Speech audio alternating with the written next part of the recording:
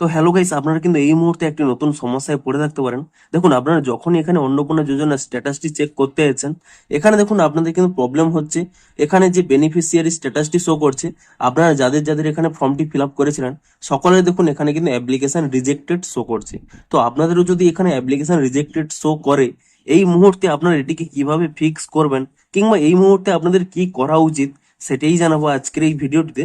তাই জন্য কিন্তু পুরো ভিডিওটি অবশ্যই দেখতে থাকুন। তো তার আগে ভিডিওটিকে অবশ্যই একটি লাইক করে দিন এবং এই চ্যানেলে যদি আজই নতুন এসে থাকেন, এখনই চ্যানেলটিকে সাবস্ক্রাইব করে রাখুন এরকম নতুন নতুন ভিডিও দেখার জন্য। তো সিম্পলি দেখুন আপনারা কি করবেন, আপনাদের প্রথমে জানিয়ে দিই, এই প্রবলেমটি কাল রাতের বেলায় কিন্তু সকলেরই হচ্ছিল, অর্থাৎ যারা যারা টাকা পায়নি সকলেরই কিন্তু একসাথে এই প্রবলেমটি হয়েছিল।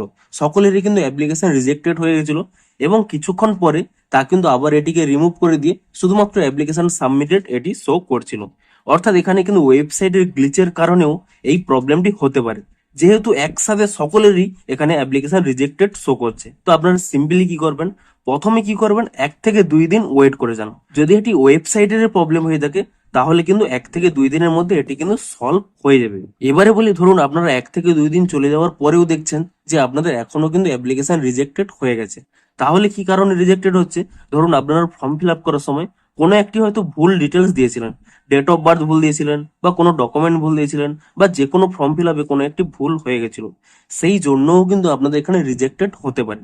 তো আপনারা 1 থেকে 2 দিন ওয়েট করার পরে যখন দেখছেন এখনো রিজেক্টেড রয়েছে, আপনারা সিম্পলি কি করবেন, আপনারা কিন্তু আপনাদের যে কাছাকাছি যে গ্রাম পঞ্চায়েত রয়েছে কিংবা বিডিও অফিস রয়েছে, মিউনিসিপ্যালিটির ক্ষেত্রে এসডিও অফিস রয়েছে, আপনারা কিন্তু সেই সমস্ত অফিসে গিয়ে যোগাযোগ করুন। কারণ এখানে যেহেতু রিজেক্টেড রয়েছে, কি কারণে রিজেক্টেড হয়েছে তা আপনারা দেখতে পাচ্ছেন না।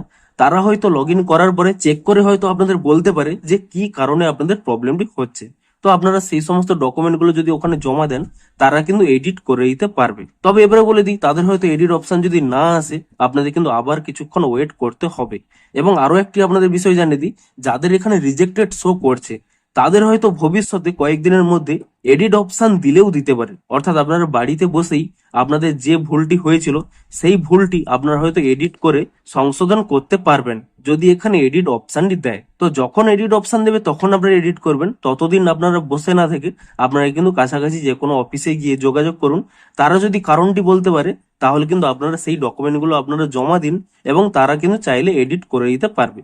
এবারে তারাই যদি বলে যে আপনারা কিছুদিন ওয়েট করুন, এখানে আপনাদের এডিট অপশন দেবে, আপনারা নিজে থেকে করে নেবেন, তাহলে কিন্তু আপনারা আরো কিছুদিন ওয়েট করে নেবেন এবং এডিট অপশনটি এলেই আপনারা কিন্তু নিজে থেকে অ্যাপ্লিকেশনটিকে এডিট করে যেটি আপনাদের প্রবলেম হচ্ছিল, অর্থাৎ যেটি আপনাদের ভুল ছিল, তা কিন্তু সংশোধন করে নেবেন। তো প্রথমে কি করবেন, 1 থেকে 2 দিন ওয়েট করুন, এখানে এই প্রবলেমটি সলভ হয় কিনা দেখুন। যদি 1 থেকে 2 দিন পরে এই প্রবলেমটি সলভ না হয়, তাহলে আপনারা সেই সমস্ত অফিসে গিয়ে যোগাযোগ করুন। তারা যদি এডিট করে দিতে পারে তো ভালো, এবং তারা যদি বলে যে এডিট অপশনটি আসবে, তাহলে কিন্তু আপনারা আরো কিছুদিন ওয়েট করে নিন, আপনাদের কিন্তু এডিট অপশন চলে আসবে এবং তারপরে আপনারা কিন্তু তা এডিট করে সংশোধন করতে পারবেন। তো আপনাদের এই রিজেক্টেড হলে এই সমস্ত স্টেপ গুলোই কিন্তু আপনাদের ফলো করতে হবে আপনাদের এটিকে সলভ করার জন্য। এবং আপনাদের আরো একটি কথা বলে দিই, আপনাদের যদি এই মুহূর্তে এটি রিজেক্টেড শো করে, আপনারা কিন্তু নতুন করে অ্যাপ্লিকেশন করতে যাবেন না।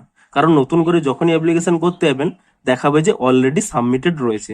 তাই জন্য নতুন করে অ্যাপ্লিকেশন না করে আপনারা কিন্তু এই স্টেপগুলো ফলো করুন, তাহলেই কিন্তু আপনাদের প্রবলেমটি সলভ হবে। এবং যদি এডিট অপশন দেয় অবশ্যই কিন্তু আপনাদের তা একটি ভিডিওর মাধ্যমে জানিয়ে দেবো। তো ভিডিওটি যদি একটু হেল্পফুল বলে মনে হয় অবশ্যই একটি লাইক করে দিন। দেখা হচ্ছে আরো কোনো ইন্টারেস্টিং ভিডিওর সাথে। Thanks for watching.